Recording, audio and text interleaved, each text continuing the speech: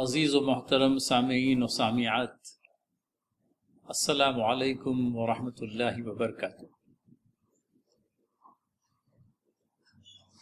الحکمہ T V channel کے ذریعے سے نشر ہونے والے تھرسڈے تفسیر کے 105ویں ایپیسوڈ میں آپ سبھی کا دلی خیر مقدم ہے، اور یہ محض اللہ تعالیٰ کا فضل و کرم ہے کہ بغیر کسی رکھنے کے پچھلے 105 ہفتوں سے الحمدللہ یہ پروگرام نشر کیا جا رہا ہے۔ پچھلے ایپیسوڈ میں مولانا کے ساتھ معین بھائی نے مل کر سورہ تحریم کی ابتدائی 3 آیات کا درس آپ لوگوں کے سامنے رکھا تھا۔ سورہ تحریم کی ان 3 آیات میں رب تعالیٰ کی طرف سے جو ہدایات نبی محترم صلی اللہ علیہ وسلم کو اور آپ کے توسط سے تمام تر بندگان خدا کو ملی ہیں، ان کا تذکرہ وہاں کیا گیا تھا۔ آج ان 3 آیات سے آگے بڑھ کر 4تھی آیت سے انشاءاللہ ہم شروعات کریں گے، اور مختصر سے وقت میں جس قدر ممکن ہو پائے گا اس سورہ کی کم از کم 3 سے 6 آیات کور کرنے کی ہماری کوشش رہے گی۔ تو بغیر کسی تاخیر کے سب سے پہلے تو ہم آیت نمبر 4 کی تلاوت سن لیتے ہیں۔ ان تتوبا الى اللہ فقد صغت قلوبكما وَإِن تَظَاهَرَا عَلَيْهِ فَإِنَّ اللَّهَ هُوَ مَوْلَاهُ وَجِبْرِيلُ وَصَالِحُ الْمُؤْمِنِينَ وَالْمَلَائِكَةُ بَعْدَ ذَلِكَ ظَهِيرٌ۔ آیت مبارکہ کا ترجمہ اس طرح سے ہے: اعوذ باللہ من الشیطان الرجیم، بسم اللہ الرحمن الرحیم۔ اگر تم دونوں اللہ سے توبہ کرتی ہو تو یہ تمہارے لیے بہتر ہے، کیونکہ تمہارے دل سیدھی راہ سے ہٹ گئے ہیں، اور اگر نبی کے مقابلے میں تم نے باہمی جتھا بندی کی تو جان لو کہ اللہ تعالیٰ اس کا مولا ہے، اور اس کے بعد جبرائیل اور تمام صالح اہل ایمان اور سب ملائکہ اس کے ساتھی اور مددگار ہیں۔ تو مولانا یہ 4تھی آیت کا ترجمہ، اور چونکہ آپ پچھلے درس میں موجود رہے تھے لہٰذا مناسب ہوگا کہ سامعین اور سامعات کے سامنے پچھلے درس میں جو 3 آیات آئی تھی ان کا مختصر سا خلاصہ اور ان 3 آیات کو اس 4تھی آیت کے ساتھ میں جو تعلق ہے اس کو تھوڑا واضح کر دیں۔ السلام علیکم ورحمۃ اللہ وبرکاتہ۔ ناظرین کرام، جیسا کہ ہم سب جانتے ہیں یہ سورہ تحریم ہے، یعنی اس سورت میں اس چیز کا تذکرہ ہے کہ نبی پاک صلی اللہ علیہ وسلم نے ایک حلال چیز کو اپنی ازواج کی رضامندی کی خاطر اپنے اوپر حرام کر لیا تھا۔ یہ صرف اپنے اوپر انہوں نے حرام کیا تھا، امت کے لیے یہ چیز حلال تھی۔ مقصد یہ تھا کہ پیارے رسول صلی اللہ علیہ وسلم کی بعض ازواج کو، بعض بیویوں کو مغافیر کی بو ایسی لگی کہ وہ ناپسند ہوئی۔ یہ بات ممکن ہے اس لیے کہ عورتیں زیادہ حساس ہوتی ہیں کھانے پینے میں، ایسا بھی ہو سکتا ہے کہ مغافیر کی بو آئی ہو، اور یہ بھی ممکن ہے کہ ان لوگوں نے آپ صلی اللہ علیہ وسلم کو حضرت زینب کے یہاں کم وقت گزارنے پر مجبور کرنے کے لیے یہ ایک حیلہ اپنایا ہو کہ وہ وہاں زیادہ وقت دینے لگے تھے شہد کی شربت پینے کی وجہ سے۔ جب شربت نہیں پئیں گے تو پھر جو کوالٹی ٹائم ہے وہ سب کو برابر مل جائے گا۔ اسی لیے ان 2 خواتین یعنی 2 ازواج جن کا تذکرہ بغیر خطاب کے تھا پہلی آیتوں میں، پہلی 3 آیتوں میں، بس یوں ہی اللہ نے خطاب کیا تھا ایک عمومی طور سے، لیکن یہاں سے باضابطے 2 کے نام تو نہیں لیکن 2 کے صیغے کے ساتھ خطاب کیا گیا۔ تو خطاب اس طرح ہے کہ اللہ تعالیٰ نے کہا ان تتوبا، اگر تم دونوں نے توبہ کر لیا اللہ سے۔ دیکھیے ان شرط کے لیے ہے، اور شرط کے بعد جو جزا ہے وہ محذوف ہے۔ قرآن میں بہت جگہ ایسا ہوا ہے کہ ایک چیز کہنے کے بعد اس کی جزا جب خود انسان سمجھ سکتا ہے تو اس کو حذف کر دیتے ہیں. گویا کہ یہاں پر یہ محذوف ہے ان تتوبا الی اللہ، اگر تم دونوں نے اللہ سے توبہ کیا فہو خیر لکم، تو یہ توبہ کرنا تمہارے لیے، تم دونوں کے لیے بہتر ہے. گویا کہ یہ توبہ کی تلقین کی گئی. اس کے بعد جو آیت ہے فقط صغت قلوبکما، اس میں مفسرین دو معنی کی طرف گئے ہیں. زیادہ تر مفسرین نے یہ کہا ہے کہ تم دونوں کے دلوں کے اندر کجی پیدا ہو گئی، راہ حق سے ہٹ گئے ہیں تم دونوں کے دل. کچھ مفسرین نے یہ بات کہی ہے کہ نہیں، تم دونوں کے دل راہ حق کی طرف مائل ہیں ہی، توبہ کر لو. لیکن جن لوگوں نے یہ کہا ہے کہ تم دونوں کے دل راہ حق کی طرف مائل ہیں ہی، توبہ کر لو، ان کی بات وَإِن تَظَاهَرَ عَلَيْهِ سے میل نہیں کھا رہی. لیکن بہرحال دونوں بات مفسرین نے بتائی ہے کہ تم لوگوں کے دل راہ حق سے ہٹ گئے ہیں. اچھا، جن لوگوں کو یہ اعتراض ہے کہ ازواج کی سمجھیے کہ ایک بے حرمتی ہوگی اگر اس طرح کا ترجمہ کیا جائے تو ہمیں یہ سوچنا چاہیے کہ یہ اللہ کی طرف سے اعلان ہے اور ہم اپنی زبان کو اتنا ہی استعمال کریں جتنا سمجھیے کہ حرمت سمجھیے کہ ازواج مطہرات کی حرمت کو پامال نہ کرتے ہوئے جو اللہ نے کہا ہو بہو ویسے ہی کہہ دے. ویسے بھی یہ بات سمجھنے کی ہے کہ رسول کی حرمت ازواج کی حرمت سے کہیں زیادہ ہے. ہر مسلمان کا، چاہے وہ ابو بکر ہوں، عمر ہوں، ازواج نبی ہوں یعنی آپ صلی اللہ علیہ وسلم کی بیویاں ہوں، یا دنیا کا کوئی مسلمان ہو، ہر مسلمان کے اوپر رسول کی رضامندی اور خوشنودی ضروری ہے. مولانا بات تو ماشاءاللہ بڑی تفصیل کے ساتھ میں آ گئی ہے. میں سمجھتا ہوں ناظرین ہمیں بہرحال اس آیت کا، اس کے بعد کی آیت کا اور قرآن کریم کی تمام ہی آیات کا جب بھی مطالعہ ہو ادب کو ملحوظ رکھنا ہوگا، کیونکہ صحابیات رسول اللہ صلی اللہ علیہ وسلم کا اپنا ایک مقام ہے، اور ازواج مطہرات رضی اللہ تعالی عنہما وہ اپنے آپ میں بہرحال اس امت کی مائیں ہیں، اور ان کے مقام بلند کے سلسلے میں ہم نے کچھ کلام کرنا چھوٹا میں بڑی بات ہو جاتی ہے. مولانا نے جو کچھ بھی باتیں اس سلسلے میں گوشہ گزار کی ہیں نہایت ہی احتیاط کے ساتھ کی ہیں، اور ہمیں یہ سمجھ لینا چاہیے در حقیقت رب تعالیٰ نے جو ہدایات ازواج مطہرات کے ضمن میں قرآن مقدسہ کے اندر میں نازل فرمائی ہیں، یہ گویا تمام تر مسلم بیویوں کے لیے اپنے آپ میں ایک ہدایت ہے. آپ دیکھیں شوہر اور بیوی کے درمیان میں جو تعلق ہوتا ہے، یہ تعلق اپنے آپ میں رحمت اور مودت والا، محبت والا اور آپسی یوں کہہ لیجئے کہ خود اعتمادی والا، کہ جب یہ اعتماد ہی اگر خدا نخواستہ کسی حرکت کے نتیجے میں، کسی عمل کے نتیجے میں اگر اس باہمی اعتماد کو ٹھیس پہنچتی ہے، تو پھر گھر کے اندر میں ناچاکیوں کا پیدا ہونا، گھر کے سکون کا غارت ہونا، یہ ساری چیزیں دیکھنے میں آتی ہیں. لہٰذا زوجین کے لیے یہ بھی ضروری ہے کہ وہ باہمی اعتماد کا مظاہرہ کریں، ایک دوسرے پر بھرپور اعتماد رکھیں،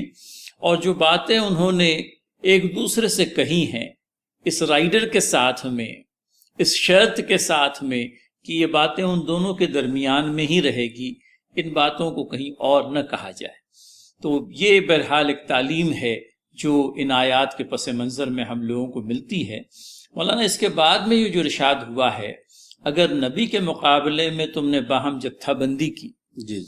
تو گویا کہ وہ دو ازواج معلوم ہوتا ہے انہی سے خطاب ہے کہ اگر تم نے باہم جتھا بندی کی تو جان رکھو کہ اللہ اس کا مولا ہے، اور اس کے بعد جبرائیل اور تمام صالح اہل ایمان اور سب ملائکہ اس کے ساتھی اور مددگار ہیں. یہ بات بالکل ظاہر سی بات ہے اور سمجھی ہوئی بات ہے کہ حضرت حفصہ رضی اللہ تعالی عنہ، حضرت عائشہ رضی اللہ تعالی عنہ اور دیگر ازواج جو بھی تھیں، نبی پاک صلی اللہ علیہ وسلم کی خلاف جتھا بندی نہیں کر سکتی تھی، اور نہ ان لوگوں نے یہ ارادہ کیا تھا. لیکن اللہ تعالیٰ بہرحال ہم سب کا رب ہے، تو ان کو اختیار ہے، اور یہ معاملہ جو ہے نبی کے گھرانے کا معاملہ ہے، نبی کے گھرانے کا معاملہ ہے، تو تھوڑی سختی اللہ تو بہرحال کرے گا۔ دیکھیے سیدھی سی بات سمجھنے کے لیے یہ ہے کہ سفید کپڑے پہ عطر کا داغ لگ جائے تو بھی داغ ہے، اور کالے کپڑے پہ کالک لگ جائے تو بھی داغ نہیں ہے۔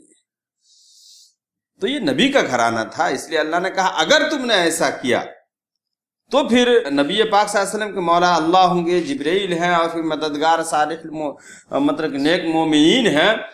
لیکن ایسا ہوا نہیں۔ اگر اس طریقے سے اگر کر کے بولا جائے تو کوئی ضروری نہیں ہے کہ وہ انسان ایسا کرے ہی، اس کی مثالیں بہت موجود ہیں۔ نبی پاک صلی اللہ علیہ وسلم نے کہا کہ اگر میرے بعد کوئی نبی ہوتا، آپ کے بعد تو کوئی نبی نہیں ہونے والا ہے۔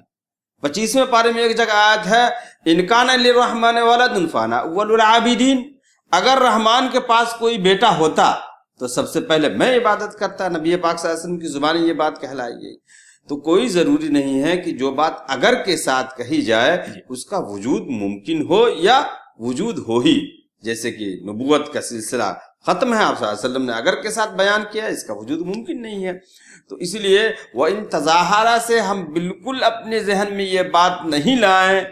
کہ ازواج النبی پاک صلی اللہ علیہ وسلم کی بیویوں نے، ازواج نے آپ صلی اللہ علیہ وسلم کے خلاف اس طرح کی پلاننگ کی تھی۔ البتہ اس طرح کی باتیں ہوئی تھیں کہ جس کا تذکرہ سورہ احزاب وغیرہ میں آئی ہے کہ آپ صلی اللہ علیہ وسلم سے نفقہ یا خرچہ زیادہ مانگنے کے لیے بیویوں نے سمجھے اکٹھا ہوئی، اور پھر 2 گروپ بن گئے تھے کہ ہم کو زیادہ خرچہ چاہیے۔ وہ تو خیر سمجھیے کہ میاں بیوی میں اتنا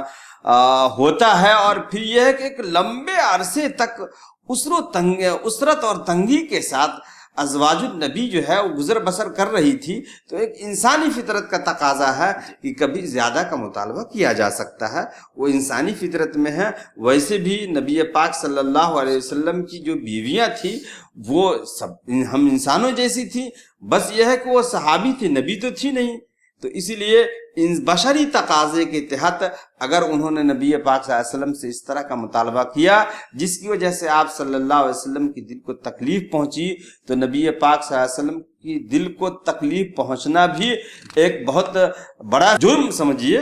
کہ نبی پاک صلی اللہ علیہ وسلم کی دل کی تکلیف نہیں ہونی چاہیے۔ بلکہ اس کو سمجھنے کے لیے ہم یہ بات کہیں کہ جب آپ صلی اللہ علیہ وسلم نے تمام بیویوں سے علیحدگی اختیار کر لی تو حضرت عمر رضی اللہ تعالی عنہ ایک انصاری صحابی سے ملاقات کیے، یا انہوں نے آواز دیا جو آپ صلی اللہ علیہ وسلم کے قریب میں رہتے تھے۔ حضرت عمر نے کہا کیا غسانی لوگ حملہ آور ہونے والے ہیں؟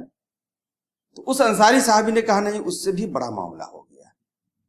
اب دیکھیے یہاں پہ سوچنے کی بات ہے کہ اس وقت مدینے کے اوپر غسانیوں کے حملے کا خوف تھا، لیکن اس صحابی نے کہا کہ اس سے بڑا معاملہ ہو گیا ہے۔ تو بڑا معاملہ کیا؟ یعنی نبی پاک صلی اللہ علیہ وسلم نے اپنی بیویوں کو طلاق دے دیا ہے، اور طلاق کس بنیاد پہ کہ آپ صلی اللہ علیہ وسلم کی دل کو تکلیف پہنچی۔ حالانکہ آپ صلی اللہ علیہ وسلم نے طلاق نہیں دیا تھا، خلاصہ کلام یہ ہے کہ آپ صلی اللہ علیہ وسلم کو تکلیف پہنچی۔ یہ بات ایک صحابی کے نزدیک غسانی کے حملے سے بڑھ کر تھی۔ جی مولانا، اور یہ خلاصہ ناظرین بہت زیادہ ضروری ہے کہ اللہ کے نبی صلی اللہ علیہ وسلم نے ازواج مطہرات رضی اللہ تعالی عنہما کو طلاق نہیں دی تھی۔ یہ ایک تاثر تھا جو لوگوں کے درمیان میں وقتی طور پر نبی محترم صلی اللہ علیہ وسلم نے اپنے ہی گھر میں رہتے ہوئے ازواج سے جو علیحدگی اختیار کر لی تھی اس کی بنا پر، اور یہ جو مخصوص حالات چل رہے تھے ان حالات کے چلتے، لیکن طلاق والی بات ہوئی نہیں تھی۔ اور بعد میں ہمیں روایتوں میں یہ بھی ملتا ہے کہ جب یہ بات کہیں عام ہونے لگی، حضرت عمر رضی اللہ تعالیٰ عنہ نے نبی کریم صلی اللہ علیہ وسلم سے اس بات کا خلاصہ چاہا، اور جب اللہ کے نبی صلی اللہ علیہ وسلم نے اس بات کا خلاصہ فرمایا کہ میں نے اپنی ازواج کو طلاق نہیں دی ہے، آپ نے مسجد نبوی کے دروازے پر جا کر باقاعدہ اس بات کا اعلان کیا تاکہ لوگوں کے درمیان میں کوئی غلط فہمی پیدا نہ ہو۔ جی تو مولانا یہ جو بات آئی ہے اللہ تعالیٰ کی طرف سے کہ اللہ تعالیٰ حضرت جبرائیل علیہ السلام، تمام تر صالح مومنین اور اسی طرح سے تمام تر ملائکہ نبی کریم صلی اللہ علیہ وسلم کے مددگار ہیں، اور یہ کہ ان کے ساتھی ہیں۔ یہ جو بات کہی گئی ہے گویا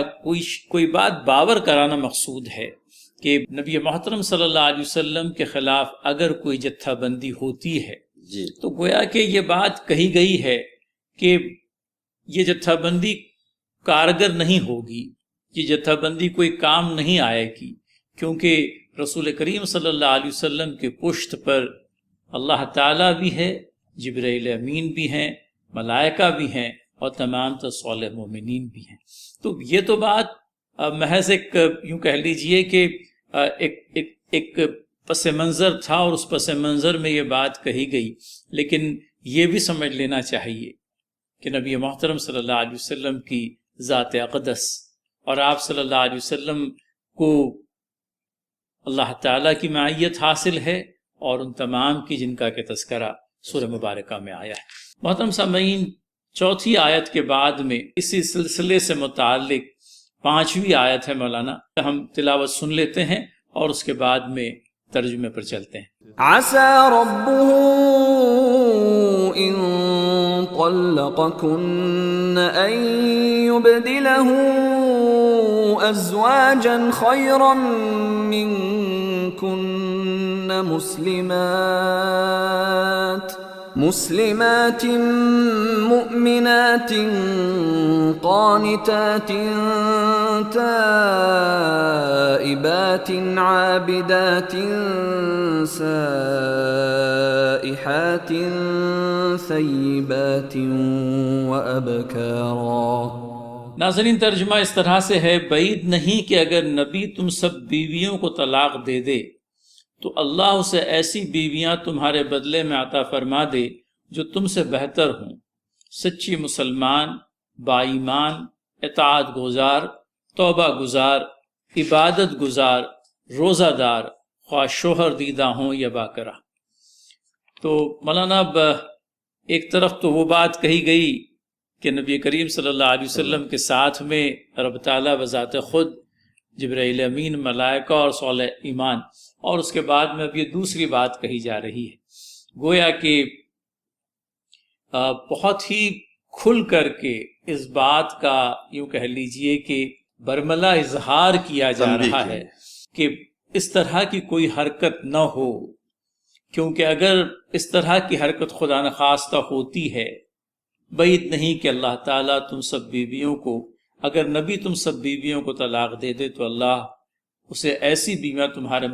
بدلے میں عطا فرمائے جو فلاں اور فلاں اوصاف کی حامل ہوں گی۔ تو مولانا یہ جو بات آئی ہے، بہرحال پھر اگر کے ساتھ میں بات شروع ہوتی ہے تو میں سمجھتا ہوں آپ نے جو خلاصہ پہلے کیا تھا ایک مرتبہ پھر اس آیت کے ضمن میں، تو گویا کہ اگر کے ساتھ یہ بات کہی گئی ہے تو یہ بات سیرت کی کتابوں میں، احادیث کی کتابوں میں یہ بات لکھی ہے کہ آپ صلی اللہ علیہ وسلم نے اپنی کسی بیوی کو طلاق نہیں دیا، بلکہ حضرت عائشہ رضی اللہ تعالی عنہا سے آپ نے کہا بھی کہ اگر تم نے سوچا علیحدگی اختیار کرنے کا تو پہلے اپنے ماں باپ سے مشورہ کر لینا، لیکن تمام بیویوں نے کہا کہ آپ جس طریقے سے ہمیں رکھیں گے اس طریقے سے رہنے پہ راضی ہیں۔ اور ویسے بھی نبی اکرم صلی اللہ علیہ وسلم کی نکاح میں ہوتے ہوئے جو شرف حاصل تھا ان لوگوں کو، یعنی تمام مومنوں کی ماں تھی، وہ شرف پھر طلاق کے بعد ختم ہو جاتی، تو آپ صلی اللہ علیہ وسلم تو ویسے بھی طلاق نہیں دینے والے تھے، ایک تنبیہ تھی ان لوگوں کو، اور پھر کوئی بھی بیوی آپ صلی اللہ علیہ وسلم سے طلاق لینے کو تیار نہیں ہوتی، اس لیے کہ وہ جو رشتہ ہے وہ رشتہ ختم ہو جاتا، پھر مسلمانوں کی ماؤں کا جو ایک عزت و احترام کی نظر سے مسلمان دیکھتے تو وہ بات ختم ہو جاتی۔ لیکن ایک بات اس میں یہ سمجھائی گئی ہے کہ اگر آپ صلی اللہ علیہ وسلم نے تم لوگوں کو طلاق دے دیا تو تم سے بہتر بیویاں اللہ ان کو دے گا۔ تو یہاں پر ایک بات سوچنے کی ہے کہ پھر کوئی کیوں چاہے گی کہ ہم سے بہتر کوئی ہو، ہم ہی کیوں نہ بہتر بن کے رہیں۔ اور ویسے بھی خواتین میں یہ بات ہوتی ہے کہ ہم سے بہتر کون ہے، صحیح۔ تو اس لیے انہوں نے یہ مطلب وہی بہتر بننے کی کوشش کریں، اور بہتر بننے کے لیے جو چیز درکار ہے اس کا تذکرہ آگے آیا۔ تو سب سے پہلے مسلمات کی صفت آئی ہے، اور پھر مومنات۔ مولانا مسلم اور مومن، یہ دو جو اصطلاحات ہیں ان کا خلاصہ اگر ہو جاتا ہے کہ مسلم سے کیا مراد ہے اور مومن سے کیا معنی لیا؟ یہ عام طور سے مسلم اور مومن ایک ہی معنی میں استعمال ہوتے ہیں، لیکن اگر ایک جگہ دونوں آ جائیں ساتھ ساتھ تو دونوں کے معنی میں فرق ہوتے ہیں۔ مسلم جب کہیں گے تو اس سے مراد یہ ہے کہ جسمانی عبادت سے منسلک جو اعمال ہوں گے اس کو مسلم کہتے وقت ہم اسے سمجھیے کہ اس کا بیک گراؤنڈ یہ ہوگا۔ جس طریقے سے جنازے کی دعا میں ہم پڑھتے ہیں اللہم من احییتہ منا فاحیہ علی الاسلام، کہ اے اللہ ہم میں سے تو جس کو بھی زندہ رکھے اسلام پر زندہ رکھ۔ اور جب مومن کہا جائے گا تو اس کا تعلق ایمان کے اندرون حصے سے ہوگا۔ اس لیے جنازے کی دعا میں جب ہم پڑھتے ہیں تو ومن توفیتہ منا فتوفہ علی الایمان، اور ہم میں سے جس کو وفات دے تو ایمان پر وفات دے۔ اور ظاہر سی بات ہے کہ موت کے وقت جو چیز درکار ہے وہ ایمان کا ساتھ میں لے جانا، اس وقت عمل درکار نہیں ہے، اس وقت ایمان درکار ہے۔ تو گویا ایمان اور اسلام میں یہ ہے کہ اسلام اعمال سے ریلیٹڈ ہے اور ایمان کا تعلق قلب سے ہے۔ اس لیے اللہ تعالیٰ نے جب دونوں صفات کو یہاں پہ استعمال کیا ہے تو دونوں چیزیں مراد ہیں۔ فرما برداری کا مطلب آتا ہے مولانا مسلم، فرما برداری وہ شخص جس نے اپنی مرضی کو اللہ تعالیٰ کی مرضی کے تابع کر دیا، تو گویا کہ وہ جو دلی اقرار اس نے کیا ہے ایمان کا، اس کا عمل جو ہے اس کے دلی اقرار کی صداقت پر پورا اترتا ہو، اور اللہ تعالیٰ کی فرما برداری اور اطاعت کے اندر میں یوں کہہ لیجئے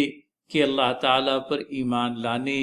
کی جو بات کہی گئی ہے اس کی شہادت ہے جو بندہ مومن دیتا ہے اپنے عمل کے ذریعے سے۔ رب تعالیٰ کی فرما برداری کا آپ نے یوں کہہ لیجئے کہ ایمان لائے آپ اللہ تعالیٰ پر، اور اس ایمان لانے کے بعد میں آپ نے اطاعت گزاری کی راہ اختیار کی، اللہ تعالیٰ کی فرما برداری کی راہ اختیار کی، تو مولانا مسلمات اور مومنات، اور پھر اس کے بعد میں قانتات والی بات آتی ہے۔ تو میں سمجھتا ہوں یہ تیسری صفت ہے ازواج مطہرات کے ضمن میں جو بات آئی ہے، اور اسی طرح سے وہ ازواج جو اللہ تعالیٰ ازواج مطہرات کے بدلے میں نبی کریم صلی اللہ علیہ وسلم کو عنایت کرتا، اور یہ کوئی لازم نہیں مولانا کہ صرف ازواج کے تعلق سے، بلکہ دنیا جہان کی تمام تر مسلم خواتین کے تعلق سے یہ بات آتی ہے۔ قانتات کا لفظ آیا ہے، عام طور پر معنی جو ہے اطاعت گزار کے طور پر لیا جاتا ہے، تو قانتات میں مولانا اطاعت گزار سے کیا مراد ہے؟ اب یہ چونکہ یہ کے بعد دیگر ان صفات کا تذکرہ آ ہی رہا ہے تو میں سمجھتا ہوں تکرار تو نہیں ہے، ہر ایک لفظ اپنا ایک مقام رکھتا ہے اور ہمیں اس کو بہرحال اس معنی میں سمجھنے کی ضرورت ہے۔ تو مسلمات کے سلسلے میں کچھ باتیں ہم نے مولانا سے سنی، مومنات کے سلسلے میں بھی چند ایک باتیں آ گئی، اب قانتات کے سلسلے میں اگر کچھ خلاصہ مولانا ہو جائے۔ قانتات، مسلمات اور قانتات میں تھوڑا سا فرق ہے۔ مسلمات جب ہم کہیں گے تو جو جسمانی ظاہر اعضاء ہیں اس کے اندر جو اطاعت و فرمانبرداری اس کے ذریعے کی جائے، مان لیا جائے نماز کا ادا کرنا، رکوع سجود کا کرنا، یا اللہ نے جو جو احکامات دیے ہیں اسے ادا کرنا۔ لیکن قانتات جب کہا جائے تو اس کا تعلق اندرون سے بھی ہے، یعنی نماز کے اندر جب نماز پڑھیں تو رکوع سجود کے ساتھ ہمارے جسم کا ہر عضو خدا کے سامنے بالکل سرنگو ہو، اس وقت قنوت ہوگا۔ اس لیے دعائے قنوت بھی پڑھتے ہیں تو مقصد وہی ہوتا ہے کہ ایک دم خشوع و خضوع والی جو کیفیت ہو اس کو قانتات کے زمرے میں شمار کریں گے۔ مولانا صاحب تفہیم نے اس میں ایک اور نقطہ یہ بھی اضافی طور پر بیان کیا ہے کہ یہاں جس تابعداری کا یا فرما برداری اور اطاعت کی بات آئی ہے اس میں چونکہ ازواج کے تعلق سے بات آئی ہے، بیویوں کے تعلق سے بات آئی ہے، لہٰذا اپنے شوہر کی اطاعت بھی ایک مسلم خاتون پر یوں کہہ لیجیے کہ لازم آتی ہے، لہٰذا اس معنی میں بھی اطاعت گزار کہ وہ اپنے شوہر کے جائز احکامات کی یوں کہہ لیجیے کہ فرما برداری کرنے والی، اطاعت کرنے والی۔ تو اس کے علاوہ مولانا ایک اور صفت بیان ہوئی ہے طیبات والی، اور طیبات یہ جو صفت ہے بہرحال توبہ کرنے والی، اللہ تعالیٰ کی طرف رجوع کرنے والی، اللہ تعالیٰ سے یوں کہہ لیجئے کہ اللہ تعالیٰ کی طرف پلٹنے والی۔ تو طیبات کے سلسلے میں تشریح کے اندر میں یہ بات بھی پڑھنے میں آئی کہ محض ایک مرتبہ کی توبہ والی بات نہیں ہے، آدمی ہے وقتاً فوقتاً اس سے خطائیں سرزد ہوتی رہتی ہے، اور چاہا یہ جا رہا ہے کہ وہ یوں کہہ لیجئے کہ مستقل اللہ تعالیٰ کی طرف رجوع کرنے والا ہو، اللہ تعالیٰ سے توبہ کرنے والا ہو، اللہ تعالیٰ کے حضور استغفار بیان کرنے والا ہو، تو اس معنی میں بھی کہ نہ صرف ایک مرتبہ بلکہ اپنے ضمیر کو زندہ رکھنے کے لیے، اپنی گناہوں پر تائب ہونے کے لیے وہ بار بار اللہ تعالیٰ سے توبہ کرے۔ تو حضرات ناظرین و ناظرات، توبہ کا ایک تقاضا یہ بھی ہے کہ آدمی بحث ایک مرتبہ توبہ کر کے نہ رہ جائے، بلکہ توبہ کو اپنا شعار بنائے، اور استغفار کو یوں کہہ لیجئے کہ اللہ کے نبی صلی اللہ علیہ وسلم سے یہ بات بھی ہم لوگوں کو ملتی ہے مولانا کہ اللہ کے نبی دن میں 70 مرتبہ اللہ تعالیٰ سے 70 مرتبہ سے زائد اللہ تعالیٰ سے استغفار کیا کرتے تھے۔ تو یہ بات تائب کے ضمن میں ناظرین، اور کچھ اور صفات بیان ہوئی ہے، ان کے اندر میں عابدات والی بات آتی ہے، عبادت گزار۔ تو اطاعت کے، میں سمجھتا ہوں اطاعت جو ہے اپنے آپ میں ایک ایسی شے، ایک ایسا وصف جو بہت زیادہ وسیع ہے مولانا، اور یہاں لفظ جو عبادت گزار آیا ہے، اطاعت گزار کا لفظ آیا، ہم نے دیکھا اس سے پہلے قانتات والی بات آئی تھی، اب عابدات والی بات آئی، تو ان دونوں کے اندر میں مطلب انٹرچینجبلی یوز ہوئے ہیں یا دونوں کے مفہوم الگ الگ ہیں؟ عبادت گزار، عبادت گزار، یہ اللہ رب عبادت کہتے کس کو ہے پہلے یہ سمجھنا ہوگا۔ عبادت کہتے ہیں غایت التذلل، یہ حقیقی مفہوم ہے، یعنی انسان اپنے وجود کو کسی ہستی کے سامنے انتہائی درجے مجھے کہ ذلت میں پیش کر دے، اور انسان کی جو ہے ناک اور پیشانی سب سے معزز سمجھی جاتی ہے، تو گویا کہ اپنی پیشانی اور اپنی ناک کو جس کے سامنے آدمی جھکا دے تو وہ اصل عبادت ہے۔ تو اس سے مراد اگرچہ نماز بھی ہے، لیکن زندگی کے ہر شعبے میں خدا کی فرما برداری کرنا یہ عبادت ہے۔ تو یہ مولانا عبادت کا جو وسیع تر مفہوم ہے وہ اللہ تعالیٰ کے دین میں موجود ہے، اور بندہ مومن کا ہر وہ کام جو بندہ مومن اللہ تعالیٰ کی رضا جوئی کی خاطر کرتا ہے اور نبی کریم صلی اللہ علیہ وسلم کے طریقے پر کرتا ہے، وہ اپنے آپ میں عبادت ہے۔ اور اس قدر وسیع تر مفہوم جو ہے عبادت کا، میں سمجھتا ہوں اللہ تعالیٰ کے دین کے علاوہ اور کہیں ہمیں نہیں ملتا۔ پھر اس کے بعد میں اگلی صفت بیان ہو رہی ہے، اور وہ سائحات، عام طور پر سیر کرنے والا لغوی معنی جو لیا گیا ہے، لیکن اصل معنی جو ہے روزہ دار کے ہیں۔ اور مولانا ضمن میں یہ بات بھی پڑھنے میں آئی کہ آدمی جب روزے کی حالت میں رہتا ہے تو گویا کہ وہ بہت سارے منکرات سے اپنے آپ کو بچا لیتا ہے، اور وہ اس بنا پر بھی کہ وہ اللہ تعالیٰ کے حضور روزہ دار ہے، اور روزہ ہونے کے ساتھ میں وہ بہت ساری باتیں جو عام طور پر کسی غیر روزہ دار سے سرزد ہو جاتی ہے، روزہ دار سے سرزد نہیں ہوتی، کیونکہ یہ ایک ایڈیشنل یوں کہہ لیجئے کہ پروٹیکشن ہے جو اللہ تعالیٰ کی طرف سے اس کو پراپت ہوتا ہے ان تمام ترکار گناہ کے خلاف میں جو خدا نخواستہ کبھی اس سے روزے کی حالت میں جب وہ نہیں ہوتا تب سرزد ہو جاتے ہیں۔ لیکن مولانا یہ جاننا چاہیں گے آپ سے کہ یہ سیاحت والی بات جو آئی، سیر کرنا یا سیاحت کے سے کہتے ہیں، لفظ سیاحت جو ہے اسی کی مناسبت سے ہے، تو یہ سیاحت اور روزہ دار، عام طور سے مفسرین نے یہ لکھا کہ یہ ساحہ یا سیح و سیحن کہتے ہیں سیاحت کرنے کو، سیر و تفریح کرنے کو۔ اور ایک زمانے میں سیر و تفریح کا کام عام طور سے جو وہ طبقہ ہوتا تھا پڑھا لکھا دینی لائن سے، جیسے پوپ، پادری، علماء وغیرہ، یہ سیاحت کیا کرتے تھے۔ سیر و تفریح یعنی جا کر کے تواریخ لکھنا یا علم حاصل کرنا، یہ سب کیا کرتے تھے۔ اور اس زمانے میں جو سفر کا سسٹم تھا اس میں کھانے پینے کا نظم کوئی نہیں تھا، بس سفر کر رہے ہیں، کہیں کھانے کو مل گیا تو مل گیا، اور نہ سمجھے کہ ایک روزے کی کیفیت میں وہ چلتے تھے۔ صحیح، اور اس بنا پر روزہ دار کو گویا کہ سیاحت کہا جاتا ہے، سیاحت کا لفظ آیا۔ تو ناظرین ایک بات کا اور خلاصہ ہوا الحمدللہ، اور اس کے بعد میں جو شروعات میں یہ جو بات آئی کہ اللہ تعالیٰ جو ہے تمہارے بدلے نبی کریم صلی اللہ علیہ وسلم کو ایسی بیویں عطا کرے گا ان کی صفات کا بیان آیا، اور اس کے بعد میں ایسی بیویاں شوہر دیدہ بھی ہو سکتی ہیں یا باقرہ بھی ہو سکتی ہیں۔ شوہر دیدہ اور باقرہ تھوڑے سے اردو کے مشکل الفاظ ہیں مولانا، ان کی بھی تشریح ہو جاتی ہے۔ اب شوہر دیدہ کا مطلب یہ ہے کہ خواہ وہ بیوہ ہو یا مطلقہ ہو، جی، اور باقرہ کا مطلب ہے جس کی شادی نہیں ہوئی ہو، کنواری ہو۔ شوہر جی مولانا، کنواری کبھی کبھی ایسا ہوتا ہے، عام طور سے لوگ شادی کرنے کے لیے کنواری کو ترجیح دیتے ہیں، اور ہونا بھی چاہیے، لیکن باقرہ اور سیبہ کے لیے بھی راستے ہونے چاہیے۔ کبھی کبھی ایسا ہوتا ہے کہ سیبات جو مطلقہ ہوتی ہیں یا بیوہ ہوتی ہیں وہ زیادہ جہاں دیدہ ہوتی ہیں، زیادہ ہوش مند ہوتی ہیں، اسی لیے بعض مفسرین نے اس طرف اشارہ کیا ہے کہ اللہ نے سیبات کا تذکرہ پہلے کیا ہے۔ بہت صحیح مولانا، تو یہ دونوں باتیں آ گئی ناظرین۔ ضمناً یہ گفتگو بھی مولانا نے اس گفتگو کا بھی آغاز کر دیا، کیونکہ بہرحال ہمارے یہاں تو اللہ تعالیٰ کا فضل ہے مولانا، ایک زمانہ وہ تھا جب اس ہندوستان کے اندر میں بیوہ کی شادی اپنے آپ میں یوں کہہ لیجئے کہ بیچاری بیوہ کیا ہو جاتی تھی، مصیبتوں کا پہاڑ اس پر ٹوٹ پڑتا تھا، وہ معلوم ہوتا ہے کہ اپنے تمام تر حقوق سے محروم سمجھے جانے لگتی تھی۔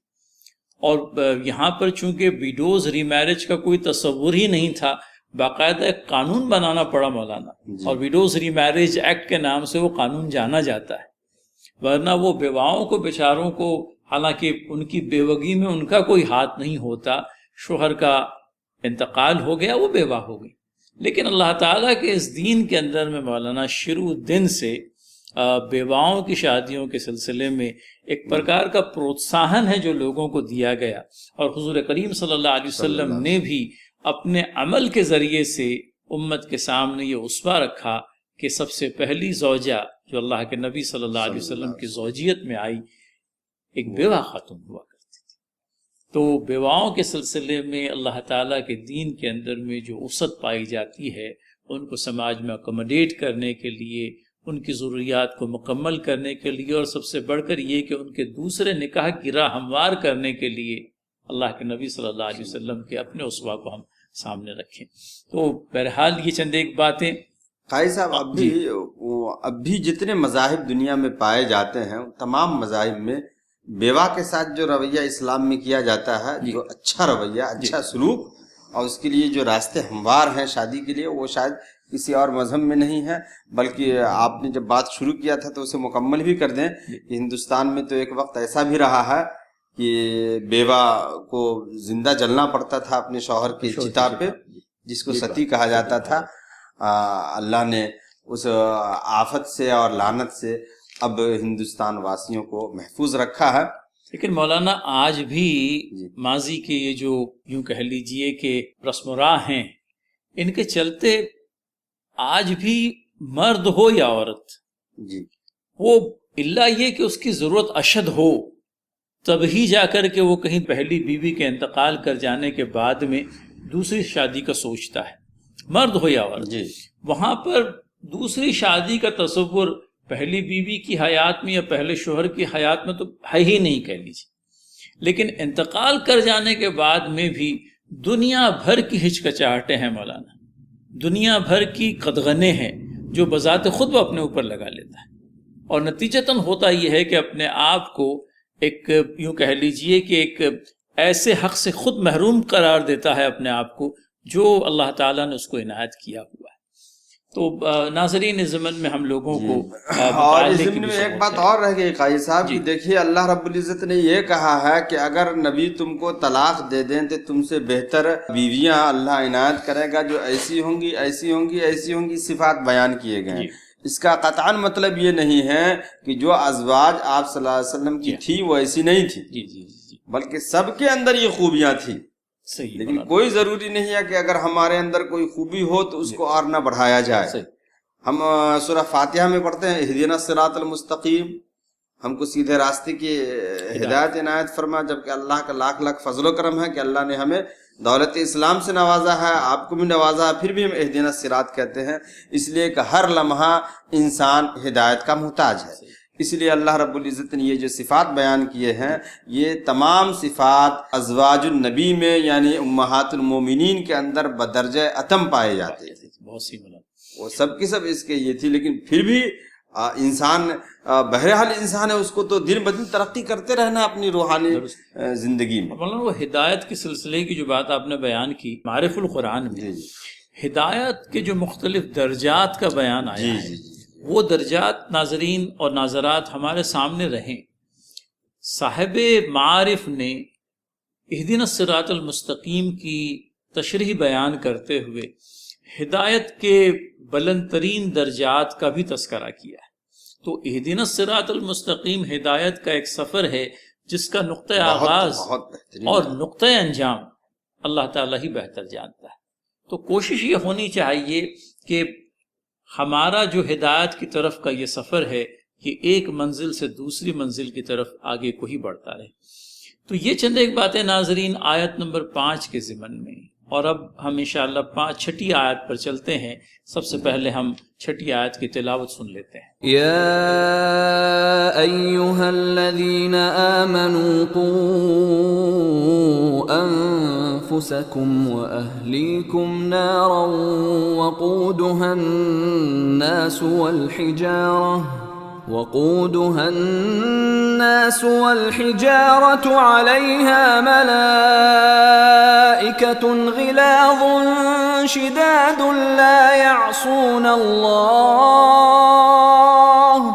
لا يعصون الله ما أمرهم ويفعلون ما يؤمرون۔ ناظرین ترجمہ ملاحظہ فرمایا، لوگوں جو ایمان لائے ہو، بچاؤ اپنے آپ کو اور اپنے اہل و عیال کو اس آگ سے جس کا ایندھن انسان اور پتھر ہوں گے، جس پر نہایت تندخو اور سختگیر فرشتے مقرر ہوں گے، جو کبھی اللہ کے حکم کی نافرمانی نہیں کرتے اور جو حکم بھی انہیں دیا جاتا ہے اسے بجا لاتے ہیں۔ تو یہ چھٹی آیت ہے، اپنے آپ میں ایک ایسی آیت جو ہمیں اپنی روزمرہ زندگی کے لیے یوں کہہ لیجئے کہ ہدایت فراہم کرتی ہے کہ لوگوں جو ایمان لائے ہو، بچاؤ اپنے آپ کو اور اپنے اہل و عیال کو اس آگ سے جس کا ایندھن انسان اور پتھر ہوں گے۔ تو حضرات ناظرین و ناظرات، ہم میں سے الحمدللہ اکثر ایسے ہیں جو اب اپنے خاندان رکھتے ہیں، بیوی بچوں والے ہیں، اور ان بیوی بچوں والوں کو خطاب کر کے کہا جا رہا ہے کہ اپنے آپ کو بھی اور اپنے اہل و عیال کو بھی اس آگ سے بچائیں جس کا ایندھن انسان اور پتھر ہوں گے۔ دنیا کے سلسلے میں اپنی اولاد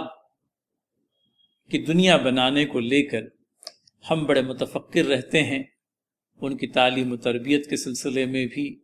اور تعلیم و تربیت کا ان کا سفر جب مکمل ہو جاتا ہے تو پھر ان کی جابس وغیرہ کو لے کر کے بھی۔ تو یہ ساری چیزیں تو بہرحال ہیں، ہوتی رہیں اور ہونی بھی چاہیے، کیونکہ بہرحال ایک وقت آنا ہے جب وہ اپنی کفالت خود کرنے کے قابل ہو جائیں۔ لیکن حضرات ناظرین و ناظرات،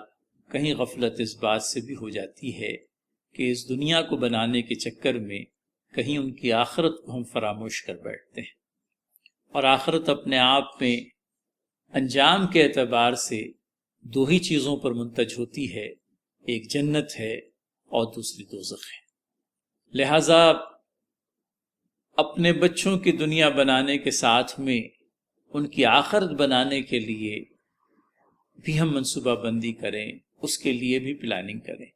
اور یہ اس لیے بھی ضروری ہے کیونکہ اللہ تعالیٰ کی کتاب ہم کو اس بات کا انتباہ دیتی ہے کہ اس دنیا میں رہتے ہوئے اپنے آپ کو اور اپنی اہل و عیال کو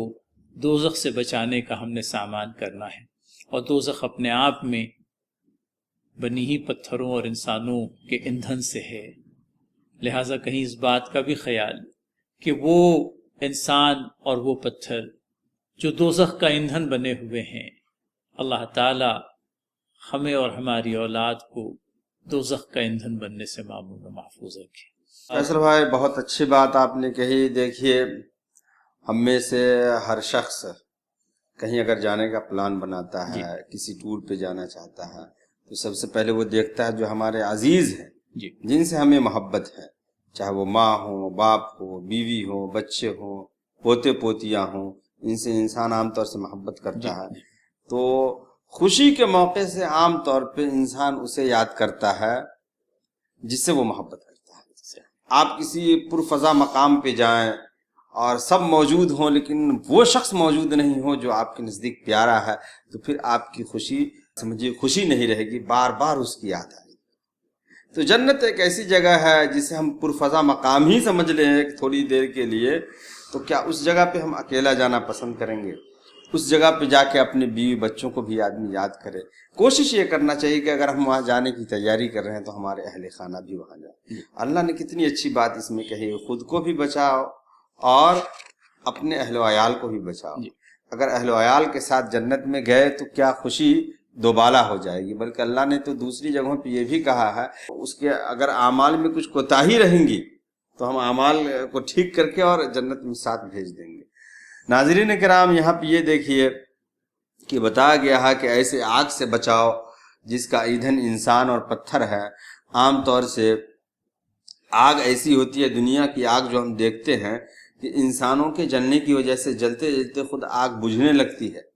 یا پتھر کی وجہ سے آگ بجھنے لگتی ہے۔ دیکھنے کو یہی چیز نظر آتی ہے کہ انسان اگر آگ میں ڈال دیا جائے تو ایک وقت ایسا آتا ہے کہ انسان کے جسم سے نکلی ہوئی چیزوں اور انسان کی ہڈیوں اور گوشت پوست سے آگ بجھنے لگتی ہے، لیکن یہاں یہ کہا گیا کہ نہیں، اس آگ کا ایندھن ہی انسان ہوگا۔ اور پتھر سے آگ بجھنے لگتی ہے، لیکن یہاں یہ کہا گیا کہ اس آگ کا ایندھن ہی پتھر ہوگا۔ دوسری بات جو اس میں سمجھ میں آتی ہے وہ یہ ہے کہ دیکھیے جس طریقے سے پتھر بے حیثیت ہوتے ہیں، ہم راہ چلتے رہتے ہیں، آس پاس میں ادھر ادھر پتھر پڑے ہوتے ہیں جس کو ہم کوئی وقت نہیں دیکھتے ہیں، گویا کہ جہنمیوں کی حالت بھی ایسی ہوگی جس طریقے سے پتھر کی حالت ہوتی ہے، یعنی وہ جل رہے ہیں تو جل رہے ہیں، کسی کو کوئی پرواہ نہیں، کسی کو کوئی افسوس نہیں۔ تو گویا کہ ہمیں اس چیز پہ غور کرنی ہے۔ تیسری بات جو اس میں ایک سمجھ میں آتی ہے وہ یہ ہے کہ کبھی کبھی ایسا ہوتا ہے کہ ہم اپنی بیوی بچوں پر رحم کھاتے ہوئے ان کی بعض غلطیوں پہ نہیں ٹوکتے ہیں، اور ہم اپنے آپ کو سوچتے ہیں کہ ہم رحم دل ہیں،